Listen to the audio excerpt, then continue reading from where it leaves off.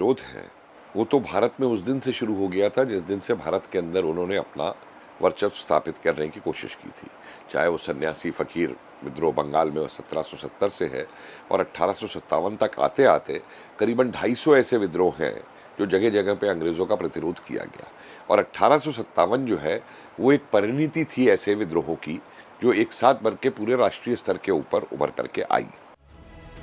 मेरठ और दिल्ली पर कब्जे के बाद पूरे उत्तर भारत, पश्चिमी भारत और मध्य भारत के कुछ इलाकों में तो सिपाहियों और नागरिकों के बीच अंग्रेजों के खिलाफ विद्रोह की तेज लहर चल पड़ी।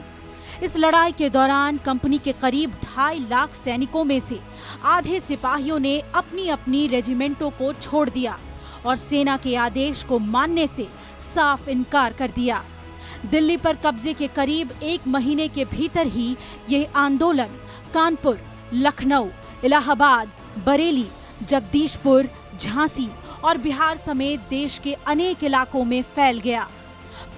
पूरा देश अंग्रेजों के खिलाफ आक्रोश से भर उठा था।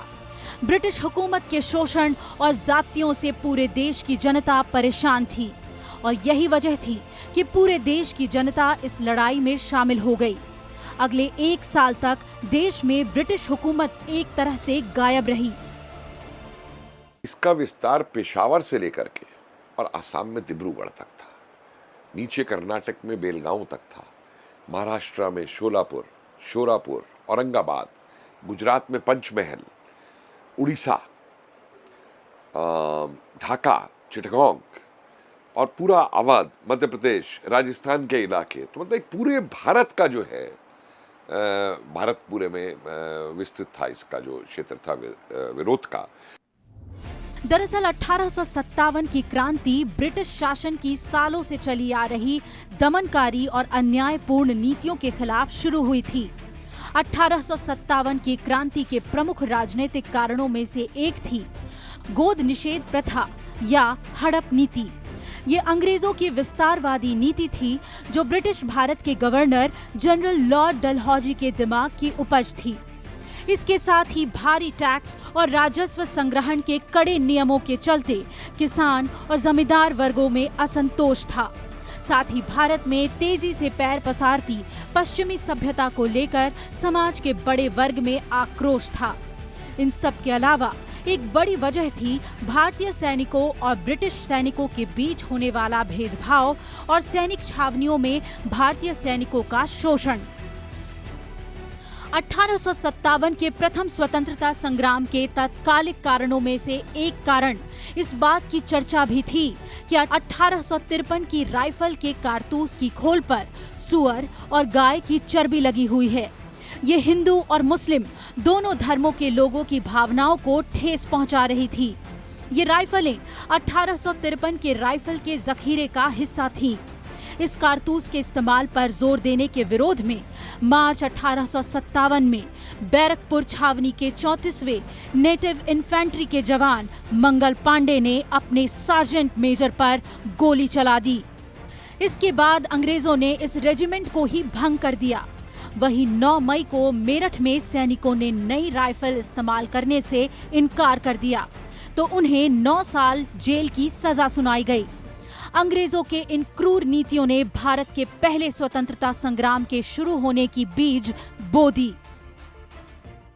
ये जो संग्राम शुरू होता है, शुरू तो एक उस समय राइफल के कारतूस की घटना बन जाती है, लेकिन आप ये देखिए कि जिस तरीके से भारत के किसानों को भूमिहीन बनाया गया, उनके ऊपर अफीम की खेती, नील की खेती थोपी गई ला करके, भारत के जो जुला थे उनको तबाह किया गया, राजाओं की सेनाओं को तबाह किया गया। वो सैनिक क्या करें, कहाँ जाएं? उसके अलावा लोहार का जो काम था कि सैनिकों के लिए उस समय शस्त्र बनाते थे, करते थे, वो बेरोजगार हुए। मतलब छोटे जमींदार, फिर जो दत्तक पुत्र लेने के लिए इन लोगों ने जो डॉक्ट्राइन ऑफ लैप्स अपनाई डलहौजी वगैरह ने, तो एक बहुत सारे कारण ऐसे एकत्रित होते चले जा रहे थे जो ऊपर भारतीय रजवाड़ों से लेकर के और भारत के गरीब से गरीब जो व्यक्ति थे उन तक को प्रभावित कर रहे थे। और इसीलिए सारे मिल करके लड़े हैं पूरे इसके अंदर। हालांकि अंग्रेजों ने अपनी पूरी ताकत और सेना के दम पर भारत के इस प्रथम स्वतंत्रता संग्राम को दबा दिया, लेकिन इस लड़ाई ने ये तय कर दिया कि अब अंग्रेज भारत पर सदियों तक शासन नहीं कर पाएंगे। इस क्रांति ने भारत में ब्रिटिश शासन की नींव हिला दी। Bureau report, Rajya Sabha TV.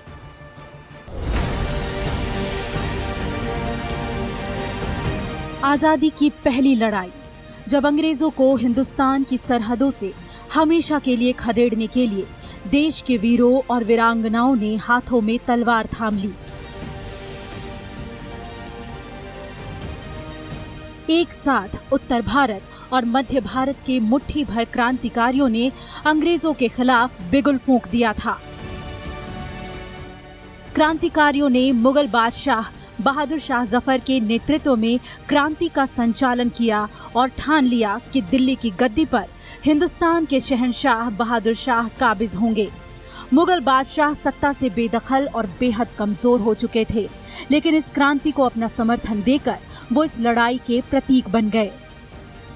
आंदोलन को बड़ी ताकत मिली थी रानी लक्ष्मीबाई जैसी वीरांगना से। 1853 में गंगाधर राव की मृत्यु के बाद झांसी को अंग्रेजी राज्य में मिला लिया गया था और रानी को पेंशन दी गई। रानी लक्ष्मीबाई ने इसका विरोध किया और नारा दिया कि मैं अपनी झांसी हरगिज नहीं दूंगी। मार्च 1858 में हुग रोज ने झांसी पर आक्रमण किया। तब रानी ने दृढ़तापूर्वक अंग्रेजों का मुकाबला किया। रानी लक्ष्मीबाई के युद्ध कौशल के अंग्रेज भी कायल हो गए थे। 17 जून 1858 ईस्वी को अंग्रेजों से युद्ध करते हुए रानी ने वीर गति प्राप्त की, लेकिन हर मोर्चे पर उन्होंने अंग्रेजों के दांत खट्टे कर दिए थे। देखिए, नायक तो बहुत थे और उनके इतिहास में नायकों के नाम आ भी जाते हैं कि उसमें मान लीजिए नाना साहब थे, तात्या टोपे थे, अजीमुल्ला थे, रानी झांसी थी, अवंती बाई थी, अजीजन बाई थी। मतलब स्त्रियों के ऐसे ऐसे नाम आते हैं इसके अंदर। अब जैसे, और ये बड़े नेता हैं। आप देखिए मेरठ में शामली में आशा गुजर है, मामकौर है मुजफ्फरनगर के इलाके के अंदर। छोटी स्त्री, गांव से स्त्रियां उभर करके आई हैं इसके अंदर। 1857 के आंदोलन में मजबूत दीवार बनकर खड़े थे नाना साहब, जो कानपुर में विद्रोह का संचालन कर रहे थे। वो अंतिम पेशवा बाजीराव द्वितीय के दत्तक पुत्र थे। अंग्रेजों ने नाना साहब का पेंशन भी बंद कर दिया था। मंगल पांडे ने मेरठ में सैनिकों के खिलाफ आवाज बुलंद कर दी थी। मेरठ में विद्रोह आरंभ हुआ तो उसके बाद नाना साहब ने कानपुर पर अधिकार कर स्वयं को पेशवा घोषित कर दिया। उन्होंने मुगल बादशाह बहादुर शाह को भारत का सम्राट और खुद को उसका गवर्नर घोषित किया था। हार कर नाना साहब नेपाल के जंगलों में छुप गए और आज तक कोई नहीं जानता कि उसके बाद वो कहां गए। अंग्रेजों को सबसे ज्यादा परेशान किया तात्या टोपे और अजीमुल्ला ने। आंदोलन के विफल होने के बाद 1859 में आज ही के दिन तात्या टोपे को फांसी की सजा दी गई, लेकिन दोनों ने मिलकर नाना साहब के नेतृत्व में अंग्रेजों से कई युद्ध किए और लोगों को आजादी के महत्व के बारे में समझाया। मैं तो कहूंगा एक तात्या टोपे बहुत बड़े मिलिट्री स्ट्रेटेजिस्ट हैं इस पूरे उसके अंदर, और अनगिनत नाम है इसके। और मैं तो मानता हूं कि हर व्यक्ति इस समय नायक बन गया था अंग्रेजों के खिलाफ। वही अवध क्रांतिकारियों का एक प्रमुख केंद्र बन चुका था और अवध की क्रांति का संचालन बेगम हजरत महल ने किया। बेगम ने अवध के जमींदारों, किसानों, सिपाहियों की सहायता से अंग्रेजों को अनेक स्थानों पर हराया और अंग्रेजों को लखनऊ की रेजिडेंसी में शरण लेने के लिए मजबूर कर दिया। उधर बिहार में जगदीशपुर के जमींदार बाबू कुंवर सिंह ने मोर्चा संभाला था। दानापुर में विरोध कर रहे कुछ क्रांतिकारियों ने आरा पहुंचकर कुंवर सिंह से विद्रोह का दायित्व संभालने को कहा। नाना साहब के साथ मिलकर उन्होंने अवध और मध्य भारत में भी युद्ध किया और जगदीशपुर, आरा में अंग्रेजों को हरा दिया। 23 अप्रैल 1858 में जगदीशपुर में उनकी मृत्यु हो गई। इलाहाबाद में कमान संभाले हुए थे मौलवी लियाकत अली और फैजाबाद में मौलवी अहमदुल्लाह ने अंग्रेजों के विरोध में लोगों को एकत्रित किया। देखिए, अंग्रेजों ने तो इसको दबाने के लिए कोई कसर नहीं छोड़ी। लोगों को तोप के मुंह से लगा के गोलों से उड़ाया गया। गांव के गांव जो है उनका नाम मिटा दिया गया नक्शे के ऊपर से। उनको जलाया गया, मारा गया। मतलब आज भी ऐसे ऐसे गांव मौजूद हैं जहाँ पे वो पेड़ हैं जिनकी लोग पूजा करते हैं, मुजफ्फरनगर में बागपत की तरफ, जिनके अंदर 50-50 स्त्रियों को जो है फांसी के ऊपर टांगा गया। तो मतलब कोई कसर उन्होंने इसको दबाने के अंदर नहीं छोड़ी। 1857 की स्वतंत्रता की लड़ाई में हिंदू मुस्लिम एकता ने भी अंग्रेजों को कई मोर्चों पर हराया। एक साथ हिंदू और मुस्लिम दोनों धर्मों के लोग और नेता अंग्रेजी हुकूमत के खिलाफ खड़े थे। फर्रुखाबाद में तुफजल हसन खान और बिजनौर के मोहम्मद खान ने अपने इलाके में मोर्चा संभाला, तो मुरादाबाद के अब्दुल अली खान, बरेली के खान बहादुर खान ने भी आंदोलन में हिंदू क्रांतिकारियों का साथ दिया। मंदसौर में फिरोज शाह आंदोलन को संभाल रहे थे और गोरखपुर में गजधर सिंह अंग्रेजों के खिलाफ खूब लड़े। 1857 के आंदोलन के सभी स्वतंत्रता सेनानी शहीद हुए, लेकिन सभी ने भारत को एकता के एक सूत्र में बंधने और आजादी के लिए लड़ने का संदेश दिया था, जो लौ की तरह तब तक जलता रहा जब तक भारत आजाद नहीं हुआ। Bureau report, Rajya Sabha TV.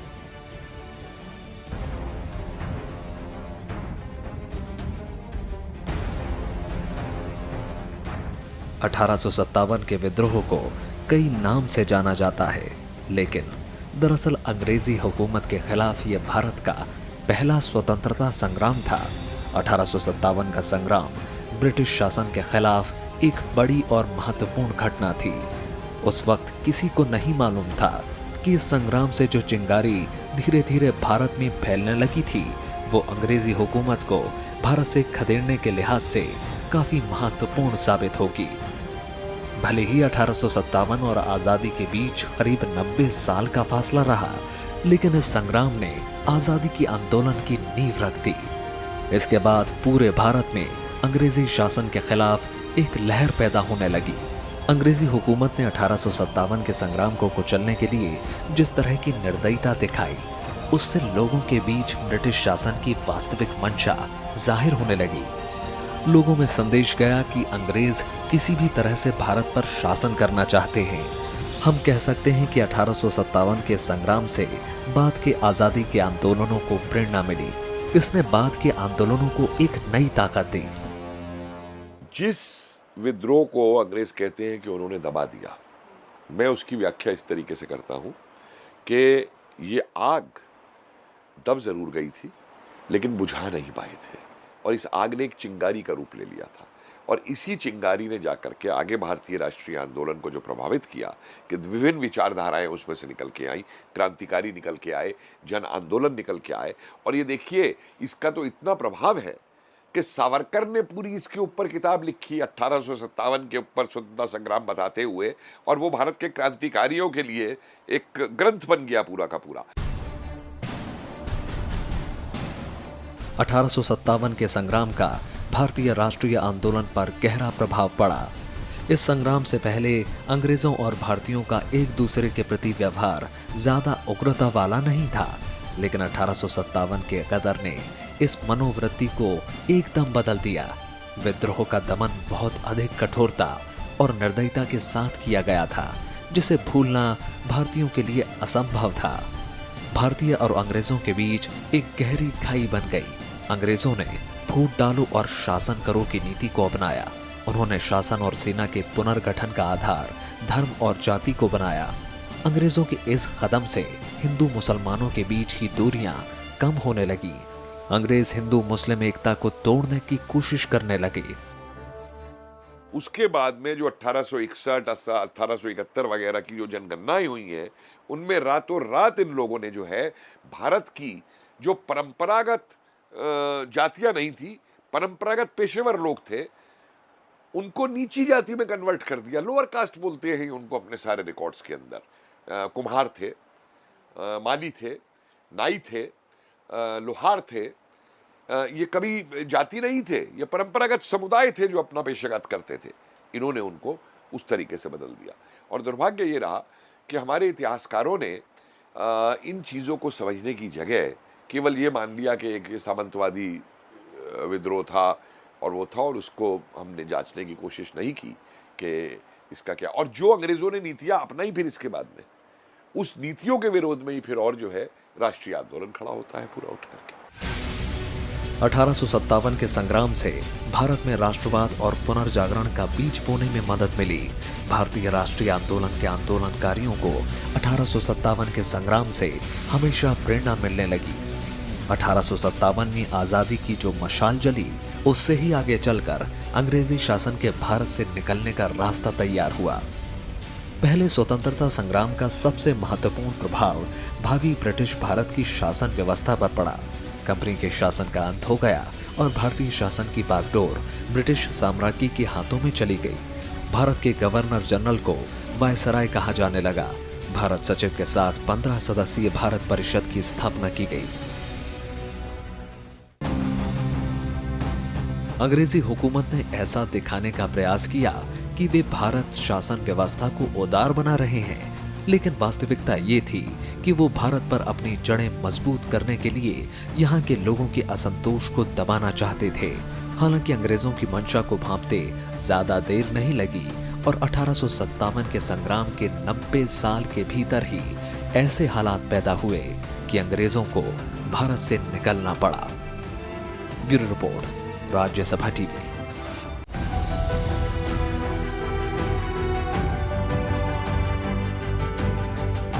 Vinayak Damodar Savarkar ने 1909 में the Indian war of independence लिखी।